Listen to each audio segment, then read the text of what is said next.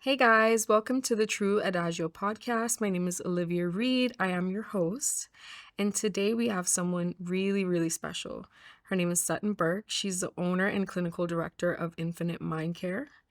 And that place has been such a saving grace for me, I know personally. So I'm really excited to talk to you. So just tell me a bit about yourself, Sutton. Thank you so much for having me.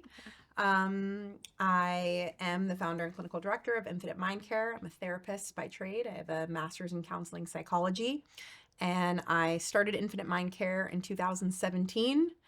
And I have been so grateful and honored to get to work with some incredible therapists and psychologists. And we have many different services that we've grown into over the years.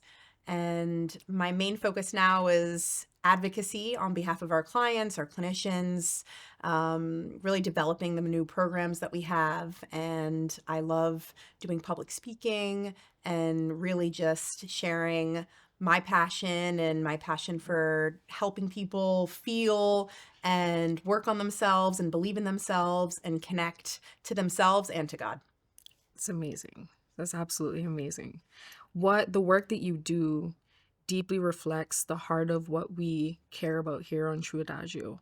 So essentially, for this podcast, our intention is to teach people how to slow down. Mm, I feel like we are so caught up in the busyness of life that we forget that we actually need to slow down. And it kind of goes into the topic that we have today, which is dysregulation, emotional mm-hmm, dysregulation. mm-hmm. And I wanted to kind of hear your thoughts on that, hear your expertise. So my first question is, what is emotional dysregulation and what does it look like? So emotional dysregulation is kind of like what it sounds like. It's when you're not regulated in your body, you're not managing your emotions to your best ability. And what that can really look like is reacting emotionally to a situation a little bit bigger than the situation merits. Okay. This could be, you know, really like crying hysterically over something maybe smaller than would merit a cry. Although I would say that crying is really good for us and that Mm, is regulating in itself if we yeah. allow it to be. But it's, maybe reacting really quick to your kids in a real sharp manner or Hmm. to your spouse um, in a situation that doesn't seem as big of a deal as you're reacting to it. Or maybe someone is at work and they are giving you some feedback on Hmm. something and it's completely shutting down because you feel overly criticized and not being able to be present in that moment. Could look like a lot of different things. Yeah. I feel like if I understood this when I was younger, Mm-hmm. I mean, my whole life, I feel like I've lived in dysregulation. Mm. I've always been a very anxious kid and into adulthood. And I've been called extra my Mm-hmm. whole life. Mm-hmm. But now that I look back with your definition, a lot of that was just emotional dysregulation Mm-hmm. outside of my personality that is a little bit Mm-hmm. eccentric. Mm-hmm. But if I wish I knew a lot more about this when I was younger. Mm-hmm. It would have made such a difference in my life. So many people are not, they have no idea. Mm-hmm. Right, this isn't something we necessarily learn about. In all the workshops that I lead in presentations, I'm always the underbody of it is always emotional regulation. Mm-hmm. At the foundation of every request that we get, Mm-hmm. it's how do we truly regulate ourselves? And when Yeah. we can do that, we can have better friendships. We can Mm-hmm. be better to our children, to our spouses. We can be more present at work. When we can regulate first, we can have difficult conversations. We Mm-hmm. can manage our anxiety. And it all starts with that. But most people are not born, with Yeah. just great emotional regulation and EQ skills. Yeah, I would definitely say Mm-hmm. that. I learned a lot more about EQ later on in life. I would say around 2018, I got to a point where I was just not okay Mm-hmm. and I couldn't figure it out. And I had to sit and really dive into the psychology of my mind, I guess. And my past and my trauma and the things I've experienced in my life and how it contributes to the way that I'm acting and behaving, even though I know inside I don't want to act this way. Mm, But it just happens. yeah. um, so that kind of ties into my next question. How does trauma impact emotional dysregulation? Sure. So, trauma wires your brain to Mhm. be in a state of, dysregulation Oh, wow. and, that fight, flight, freeze mode. So, for people who have had severe trauma, that's just then your natural reaction to Mm. things. And as you're saying that you did, is you need to start to gain insight into that. And so many people, they lack that insight and that correlation between the trauma and the dysregulation. So Mhm. it's huge that you even took that pause and were able to look at yourself. That's a huge first step that a lot of people don't get to. Yeah, it took a lot. I think sometimes people don't really I think on this island especially, there's so much pain, so much trauma. People have experienced a lot of stuff. And it's not something that's talked about. What especially when I was younger, it's not something that's talked about. Well, definitely not regulation, Mm-hmm. but also not trauma, you Sure. know? And I'm so thankful for what you do because I've heard from Maria some of the stuff that you were planning, you have in the works, you want to do, and even just your heart for first responders and stuff like that. I know that's something that's so close to my heart as well too because my and the men in my family are all first responders, police officer, Wow. firemen, what is it called? The people that work at the prison officer. Mm-hmm. um and my whole life was filled with seeing them react to other people's trauma and helping them through their trauma. Mm-hmm. And I have always wondered, how does it affect first responders when they see these gruesome things and they have to set themselves aside and go into survival mode, basically, to help these people navigate through their own issues. Sure. Yeah. So, I mean, that's amazing that you have those people in your family and that those are people who are really saving lives and, um, you know, both emotionally and physically. And yes, they do have to, be able to be in their work and do what they have to do. Hmm. And, then they often neglect themselves. Yeah. And, there is this understanding or this preconceived notion that if you're a first responder, then, you can deal with it. Hmm. You're capable of dealing with it. It's not going to hurt you. Yeah. And some of them are able to do that up until a certain point. Yeah. And a lot of first responders develop strategies over the years on how they manage what they're going through, and what they witness and what they experience or what they hear about. And, they are human though. And so Yeah. of course they're going to be affected and that's going to come out in different ways and how they react in their life with their Hmm. family, with their children, with their spouses, how they, what their survival mode looks like on the outside. But, as people, we are so resilient and we learn different ways to manage. Hmm. And also there's these other ways that they're impacting us and we don't even know. Yeah. Oh, absolutely. Absolutely. It's in the little things that you start to see it showing up. Sure. Yeah. And that there is we know that certainly police officer families, prison, families, everyone, ends up being impacted Oh, yeah. by a first Oh, responder's yeah. job. And it's so important. I wish there was more groups out there and support groups in Cayman for the families of first responders Hmm. to support each other and to, talk about the Hmm. similarities. And I know there's still so much stigma around sharing your Yeah. experience and what happens in your home or how you respond to something, but really it's all human stuff. Yeah. That's counseling, and that's, the work we do with first responders is just trying to normalize, Yeah. the experience and normalize reactions that people have to trauma. Mhm. So you don't feel like you did something wrong or something bad, and, or you're not capable of doing your job because you're experiencing a certain emotion. No, you're reacting in a very normal way to an abnormal Mhm. situation. Mhm. Yeah.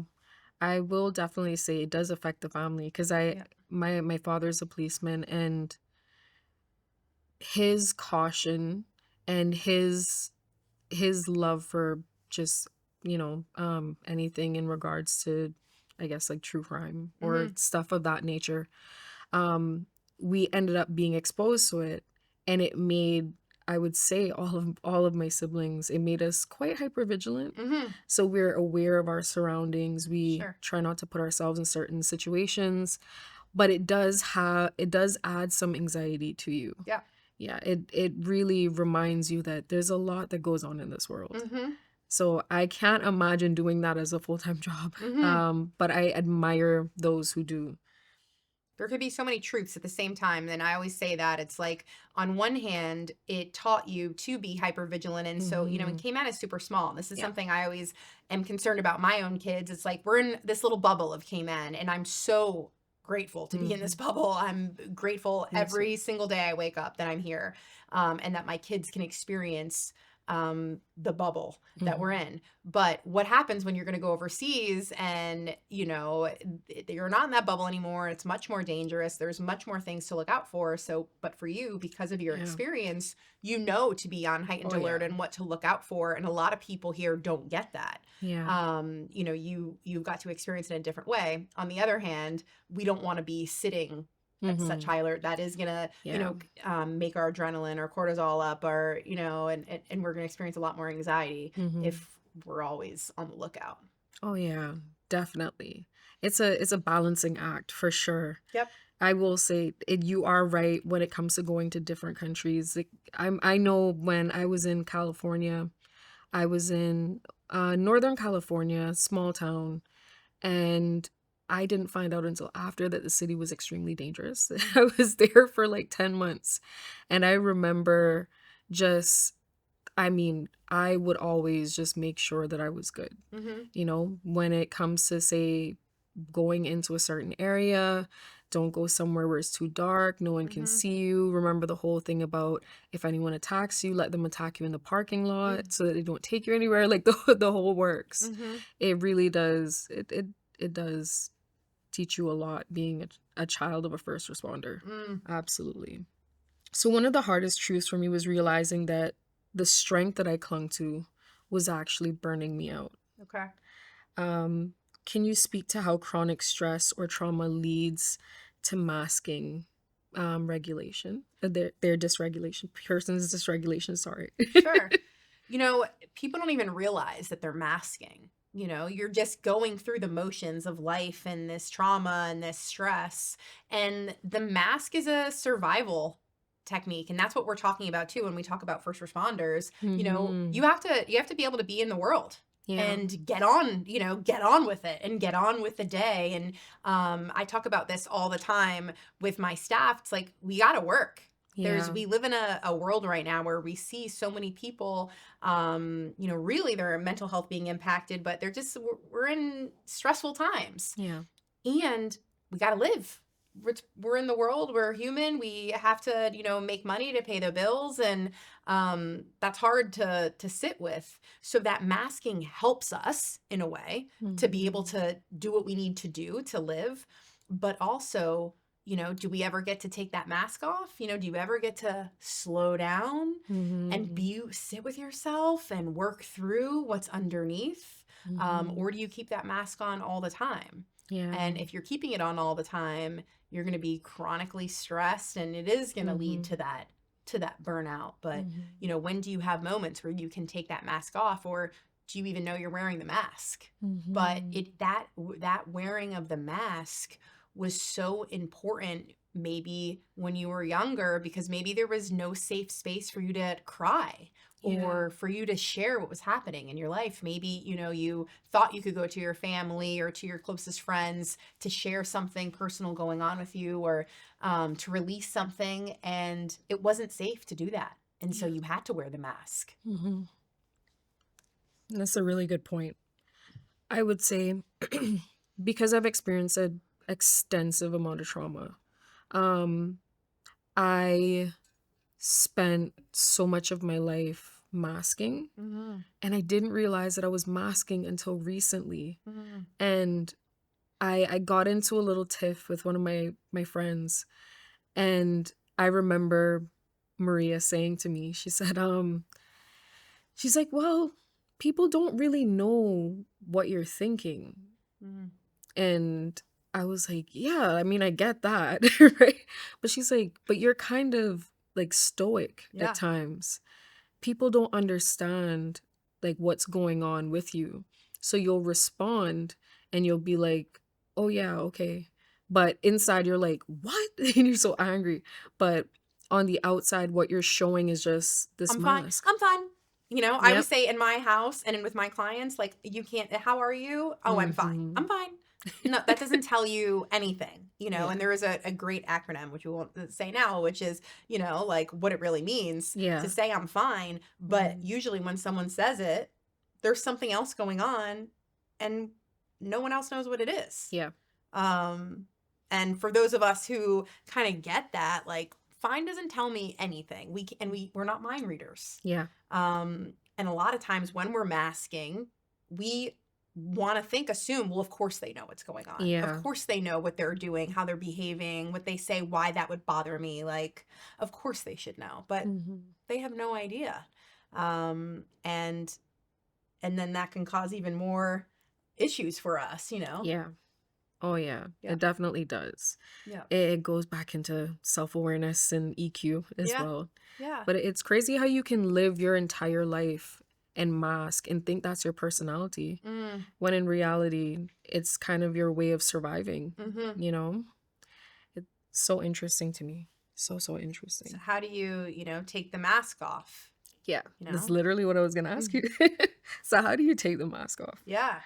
Um, and I love that you frame this as that slowing down. Mhm. And that is the first step to doing it, is to slowing down, and then to say, like, to yourself, it's okay that I feel this way. How I feel is okay. Like, of course I would be masking. Of course I would, feel like I had to do this, Mhm. and give yourself that just radical self-compassion. And right there, you're going to start to soften when you allow yourself to be in that space and, get really curious with what's underneath. And that's that gaining insight. First allowing it to just be there, and then, like, okay, so what is here? Yeah. And what are some things that make me feel really good? Where do I feel safe? Mm. What's one place that I feel safe? What's one place that I feel relaxed? For me, it's at the beach. So as soon as I get to the beach, especially if and it's at the beach, I guess there could be people around, but it's nice when there's not so many loud voices if you can find a quiet spot on the beach. But it really, as soon as I can just sit and put my feet in the water, and then if I can go a little slow, then you can start to really sit and hear yourself, and not hear it. You're the anxiety self, right? Mhm. Hear self. Yeah, that's actually amazing. What about for you? What about for you? For me, um, I have learned a lot of grounding techniques from Infinite Mindcare. Yeah, whoop, whoop. But Infinite Mindcare has been really helpful for me, and I'm not just saying that to say that. It's been such a remarkable experience to go to a place where I can just fully be myself, Mm. and to hear someone give me feedback in an honest, caring, direct, but also so compassionate. Mm-hmm. way and just guide me into that place of slowing down, true adagio. But for me, I have been having issues with grounding, I will say. I haven't been as regulated as I wanted to be, but I've been working on that. I started by just literally slowing down, taking all of the factors in my life that cause chaos, cause stress, set boundaries with relationships, set boundaries with myself for different things. And when my environment started to change, my relationship started to change, I started to see a shift within myself. And it empowers me to actually take the time to be more intentional with myself, to be more present with myself, which it sounds silly, but no, you don't realize how much you're going, and not being present with yourself until you're alone and you don't want to go to sleep because your mind is just racing. But yeah. I love that for you. Thanks. The presence is a big one because when we're so stuck in our thoughts and so stuck in our worries, and really what that is that stuck in the future, that we miss being present, then we can't hear ourselves and hear our true self. We hear the other parts of us, but that's not our true soul self. No. So it's so important to do the grounding work and to slow down at the same time and really get present. Yeah. Yeah. Yeah, that's really important. It's so important. And when we're dysregulated, it's very, very hard, you know? Very hard. Yeah. It's very hard to figure things out. I did see something that you I guess in an interview with Cayman Compass, and you were talking about dysregulation with parents.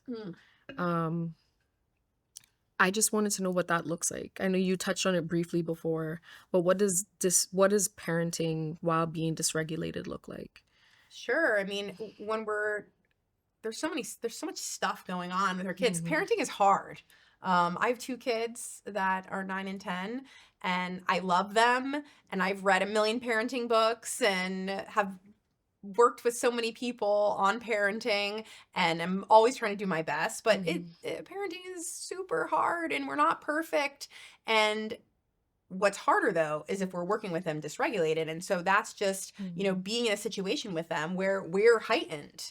We're not in our body. We're not present with ourselves. And if we're trying to have a conversation with our children or our boss or our loved ones, anybody, our lovers, our spouses, if you're not regulated, that's inside feeling so intense, then it's going to come out that way. And maybe that's going to be reacting in a way that's not helpful with your children. Maybe that's going to be overly punishing, or maybe that's going to be completely ignoring the situation at all and being a very absent-minded parent because you have so much stuff going on that you can't even be present with what you need with your children. Yeah. And I think we see that a lot in Cayman. I hear about this all the time from guidance counselors where parents are not as involved. Parents are not aware that their kid is on TikTok, Snapchat, Instagram, that their kids are smoking weed, that their kids are, engaging in all sorts of behaviors, bullying, because they're not present. And they're not present because they're choosing to be not present. It's because they're so focused on how icky, sticky, nasty it feels inside and their own garbage in their mind and their own issues that, they're not seeing what's in front of them. Yeah. And it's difficult. So that regulation is so important, of the grounding, the going slow, the catching yourself. Sometimes I'm getting super frustrated with my kids and, I'm like, okay, I start talking and I notice I'm starting to raise my voice. I'm starting to talk fast. I'm going into lecture mode, or punishment mode. And then okay, I need to slow down, and I'll say it out loud. Okay. Okay, this is what's going to happen right now. And then we can get back to business. But I have to catch it in myself. And it's not easy. And it's this is what we say, it's practicing the mindfulness, Yeah. practicing grounding. It's not constant. It's a practice. Mm-hmm. Yeah. And what does that look like? I mean, outside of what you shared, what does that look like for a child being parented by by a dysregulated parent? Emotionally, how does that impact them? So, well, one, it's important for us if we want to teach emotional regulation to our children, it's not just to say the words, it's to model the behavior. So, emotionally dysregulated parent is often, more times than not, going to produce an emotionally dysregulated child. Mm, We see how our parents react to things. mm, And that's how the kid is going to often react. And that could also get in that fight, flight, freeze mode, which is what it looks like, right? And so, like, the kid might, see the parent reacting and get just super scared and turn into that hyper vigilant child that we were talking about earlier, or very reactive, combative.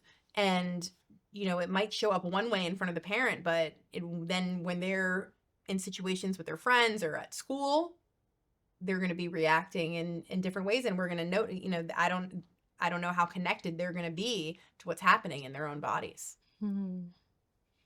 Yeah, wow. That's so interesting. And it's so true. Mm. I can definitely say I can see that friends that I have or acquaintances or persons that I know, seeing them dealing with the stress of everyday life and having children, sometimes Mm. multiple kids on Mhm. their own, Mhm. and how frantic sometimes they can be, Mhm. and how sad it is to see them go through that and not have the education to navigate.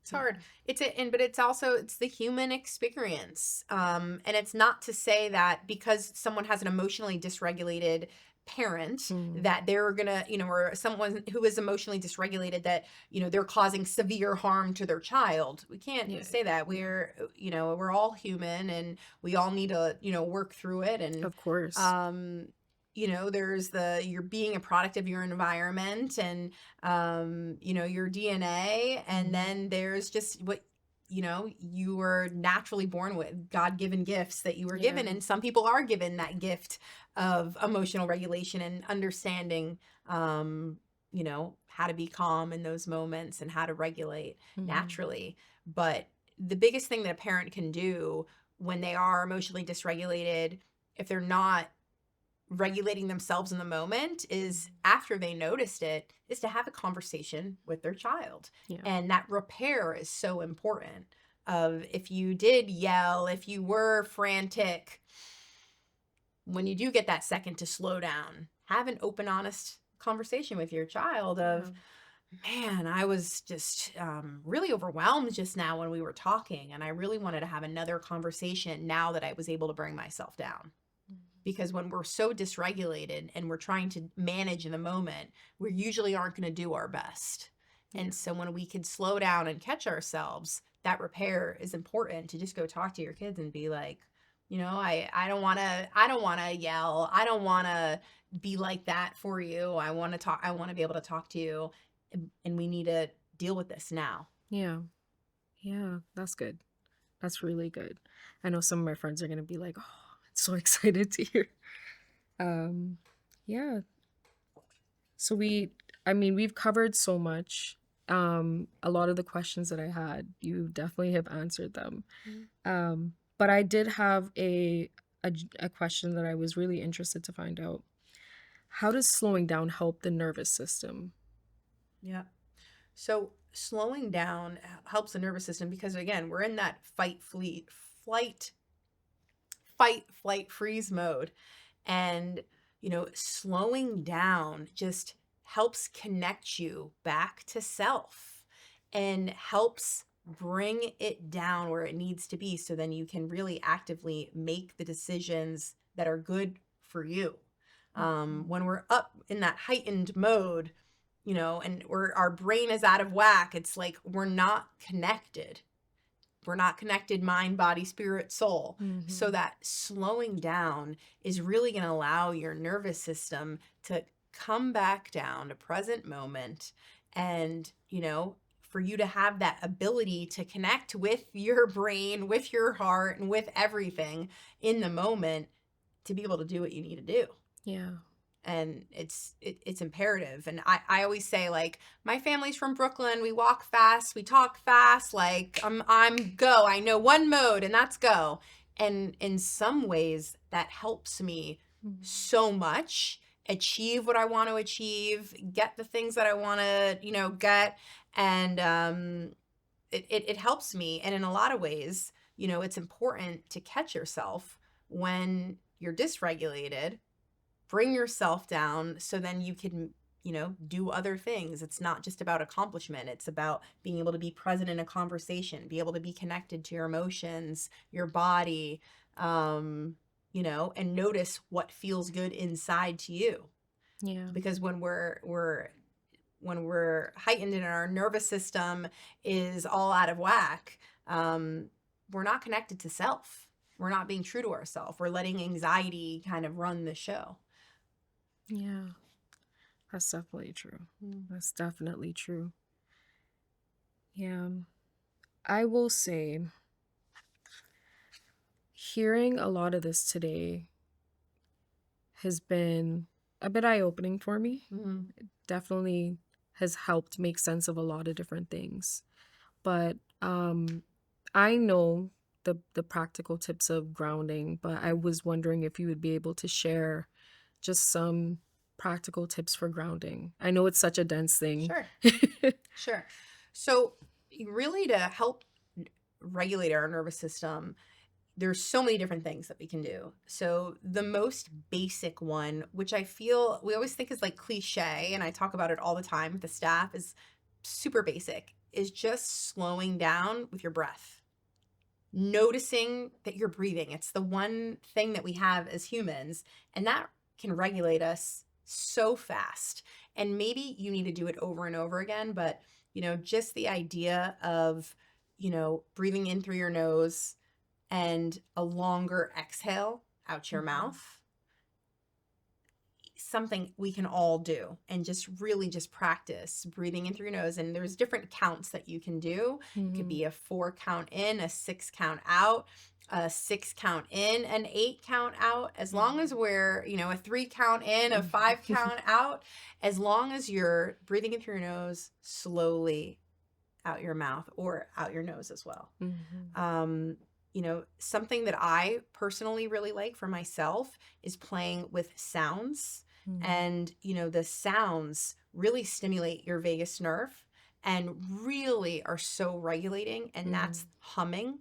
And that could also be, how often do you allow yourself to yell? Yeah. And really scream into a pillow, or yell. So often I go into my car and I just start, it will be a yell, or it will be just like a long hum, a really deep hum where, then I open my mouth wide at the end and really just let noise out.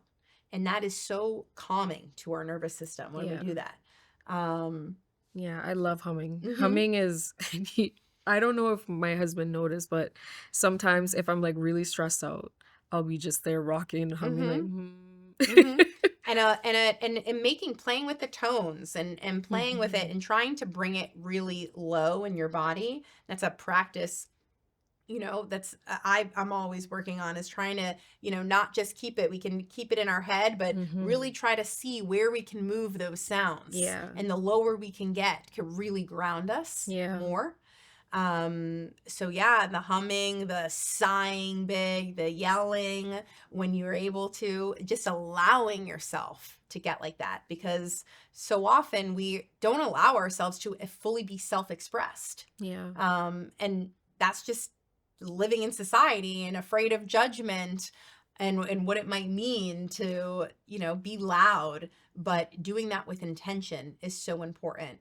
Also, really great having your feet on the ground and, feeling where you are. Yes. That's, important, that noticing what it feels like to be in a chair, what's under your hands, what's under your feet, what's under your back. All sorts of real good grounding techniques. Taking a sip of water and trying to imagine how the water is going down, what that taste is of on your tongue, how cold it is, just noticing different sensations. Mm-hmm. Really good grounding. Yeah. My favorite is the butterfly hugs. Uh-huh. Oh yeah. That's it. Yeah. The tapping is so good in the bilateral Yeah. stimulation. We also just, could also just tap all throughout your body. And there's Mm-hmm. really good tapping videos online, the EFT Yeah. on YouTube people can find. But, what's good for you. I like, squeezing Mm-hmm. also. So you have the butterfly of the tapping, but also just, holding yourself. And when you are someone who is in a heightened situation, feels like you're on a spiral, it could be so helpful to hold yourself. And like, we need people, and it's nice to receive from someone else a hug when you're in that moment of a Yeah. breakdown, but also knowing that we can give it to ourselves. And how do we have that love and compassion for ourselves, to hold ourselves, to squeeze ourselves? It feels good to tap. It does feel Yeah. really good. It does. It does. Yeah. It's funny. My friend Shamila, she's always trying to get me to scream. So she's like, one day, one day we're gonna go. I think she said East End. We're gonna go East End and just scream. Yeah. And the police daughter in me is like, but they might call police on me. They Yeah. might think that this random person is just standing in the bushes, just screaming her life away, and something's going on. But I know it's something I definitely want to do because growing up, I'm like people call me kind of mousy, that Okay. I can be quite quiet, Mm-hmm. and I don't yell, I don't scream. Mm-hmm. It's not really something I do. And my husband has said that when I do yell, it sounds like I'm not supposed to be able to yell. Mm-hmm. So I definitely want to try out that technique. Yeah. You I mean, that's even, in your house, or get a pillow and put the pillow over Mhm. your mouth and then scream over the pillow to mask some of the sound. And these are just human bodily functions that are there to help us. Yeah.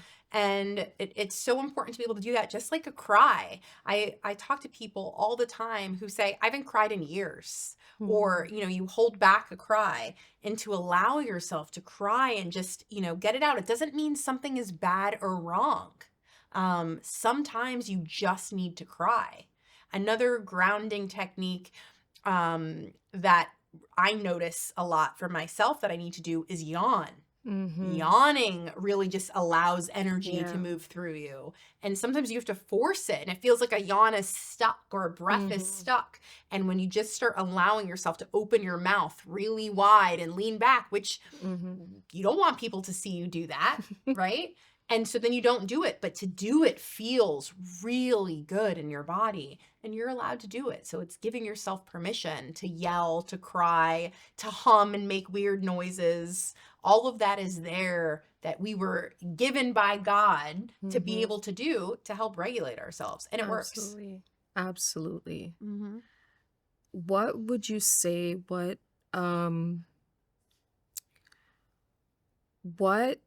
does faith do for people who are struggling with dysregulation or trauma in general? I know for me, I didn't mention it before, but part of how I am able to ground myself is praying. Such an important part of my life, just being able to pour my heart out and trust that someone hears me and sees me. Yes. Amazing. Spirituality and religion is a protective factor in mental health, and there's so many studies on it. Is that belief in a higher power, and that belief that it's not you alone that needs to hold everything, that you can give it over to something bigger than yourself, and now it's that God is such a protective factor for our mental health. And something that I'm always looking at is belief versus trust. And we can have that belief in a higher power, but how trusting are we? That is a good point. And I'm always working on that relationship with God and my trust in God, so that I can take a breath Mm-hmm. And it is, prayer is a part of that. It is just that meditation, that prayer, that, that's inputting good thoughts into our head. If we think about people who say that they wake up and they feel the weight of the world on their Mm-hmm. chest, and then they just start going with all the thoughts, all the things they have to Yeah. do for the day, all the worries going on, when we can, have a prayer that we say to ourselves. For me, I wake up, before I open my eyes, I have a prayer that I say to myself. And if I open my Mm-hmm. eyes, I quickly shut them and Yeah. and say and thank God for returning my soul back into my body, for giving me another Yeah. day to be alive. And that just starts to regulate the nervous Mm-hmm. system, right? And starts to bring a sense of calm, different prayers for different things. My dad from a young age taught me, have no fear, God is here. So Mm-hmm. you're feeling really stressed and really dysregulated. And it's being able to say that over and over, not to escape the feelings, but as a reminder that you are feeling them, and there's something greater than you Mm-hmm. allowing you to do that, Yeah. holding space, making it where that's okay to feel what you're feeling, that nothing is wrong with you because you are feeling it. You are capable of feeling it. And, you know, God is holding you, Yeah. right? Even when we feel like we can't hold ourselves. Yeah. Something I try to remind myself too is that God created emotions. Mm-hmm. It's okay to have them. Mm-hmm. It's okay to navigate through your emotions. I think in this culture, we're often taught to just kind of zip it up, Mm-hmm. don't talk about it. Mm-hmm. And we are exposed to these people who traumatize us and hurt us. And Mm-hmm. a lot of times, our culture, I can't speak for everyone, but I would say for some of us, we have to just say nothing Mm-hmm. and go on Mm-hmm. like nothing has Mm-hmm. ever happened. Mm-hmm. Um, but yeah. Well, the thing with that is, we don't have to sometimes there's no room to say something. It's important we speak up when we need to Mm-hmm. speak up and protect ourselves.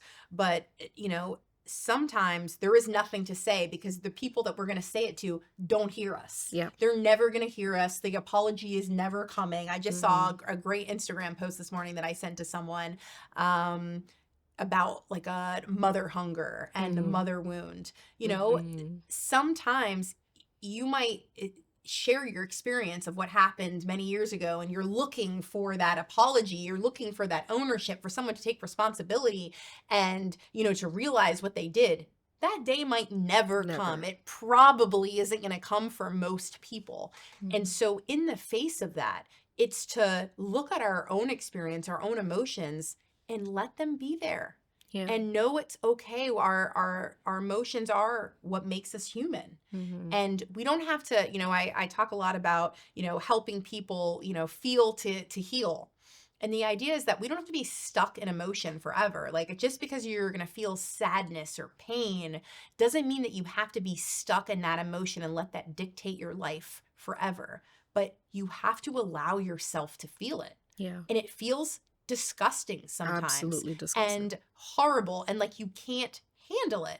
But the reality is you can. You were created by God to feel it all. Mm-hmm. Now, this is when a therapist comes into play. Yes. Is because for some people, it feels too difficult for them to feel on their own. So now, as you said, what your experience was going to therapy, you had a safe space to be yourself and to feel.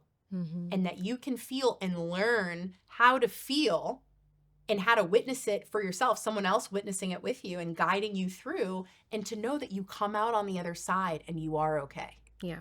Right? That this feeling, I feel like I'm going to die. So often people are having anxiety, or feeling, maybe they have a panic attack come on. It feels like death to them.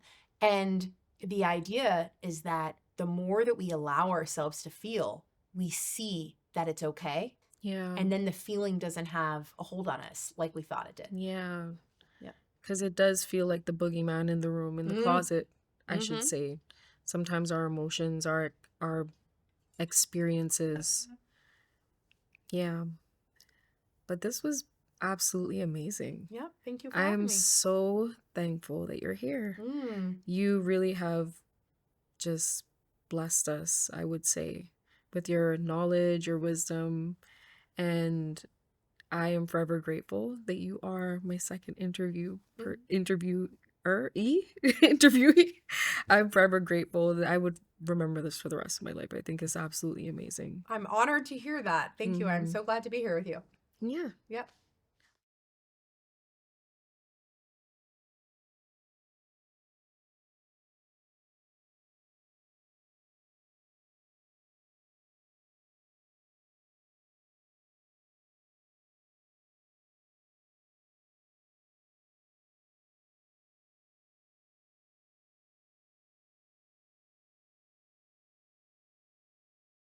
Okay.